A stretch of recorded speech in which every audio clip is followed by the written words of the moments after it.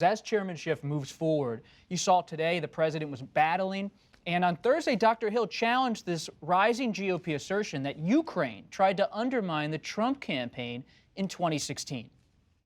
Some of you on this committee appear to believe that Russia and its security services did not conduct a campaign against our country, and that perhaps, somehow, for some reason, Ukraine did. This is a fictional narrative that has been perpetrated and propagated by the Russian security services themselves.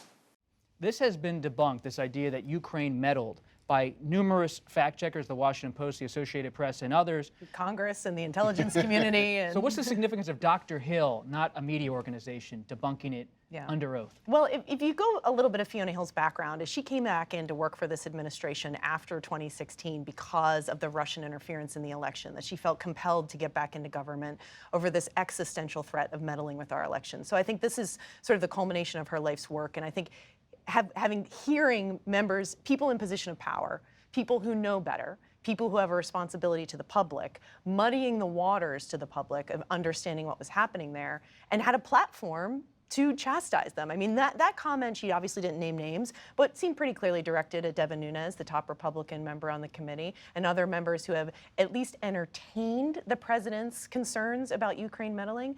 Republicans did note, and accurately, that the House and Senate Intelligence Committees have officially recognized that Russian meddling in the 2016 elections. What the House Republicans did not do was go as far to acknowledge that they did so to benefit Donald Trump.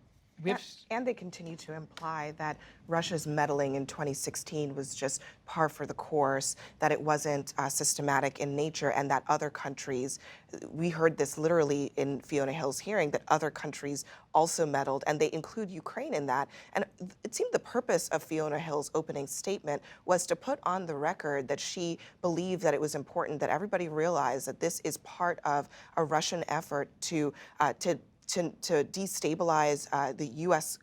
electoral system, but also to destabilize the U.S.'s relationship with Ukraine. A weakened Ukraine is in Russia's interest, and that's exactly what this conspiracy theory has achieved. The president had this negative view of Ukraine that was based almost entirely on the rumor and innuendo that, according to Fiona Hill, was planted in our system by the Russian intelligence services. Yet it's not going away anytime soon, John. No. Senator Graham has pursued documents from the State Department about Hunter Biden, Vice President Biden, Burisma. Where does this go, this angle from the GOP? Well, it seems like that they are going to play this card if it comes to a Senate trial. Graham has seeking documents from State Department, as you know, and he's also looking for wants to speak to Alexandra Chalupa, who is a former DNC operative who had gotten information from the Ukrainians in 2016, some information, and the accusation was there was this big Ukrainian effort to hurt Trump.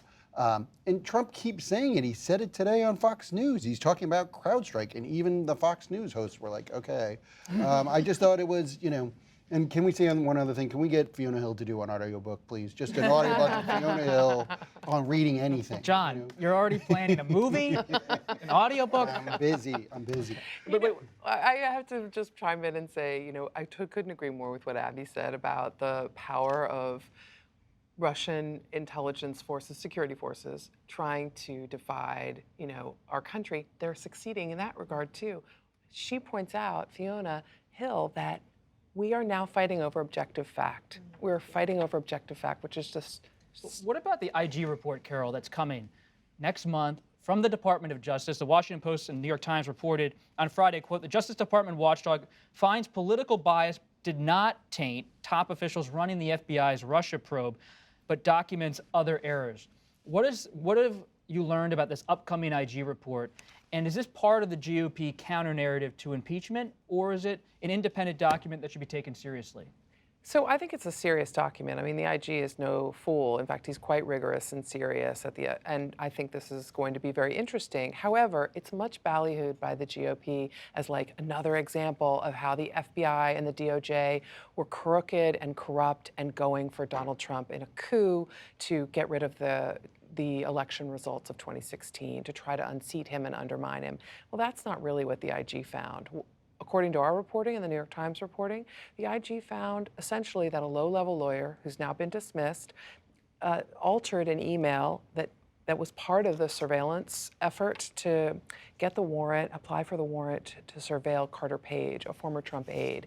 And that alteration didn't do anything to change the facts that justified getting a warrant for this Trump aide who was meeting with quite a few Russians during the campaign. And Vice President Biden spoke out on Friday about Senator Graham, his longtime friend in the Senate. Yeah, and made it clear that he believes that Graham is living in fear of President Trump, which is not wrong. I mean, Lindsey Graham is running for re-election. Where's he convinced? He seems pretty convinced by all this, Senator Graham. Senator Graham. I mean, I sometimes he does, and then sometimes he doesn't want to answer questions about it. I mean, I think it's very telling that he said at various points he wasn't going to even listen to any of the evidence that was being presented. I think he would be willing to listen if he felt like he could rebut it, but he chose to simply avoid it. I do think Graham has decided, and it makes a lot of logical political sense that in a state like South Carolina, you cannot be on the wrong side of the President of the United States.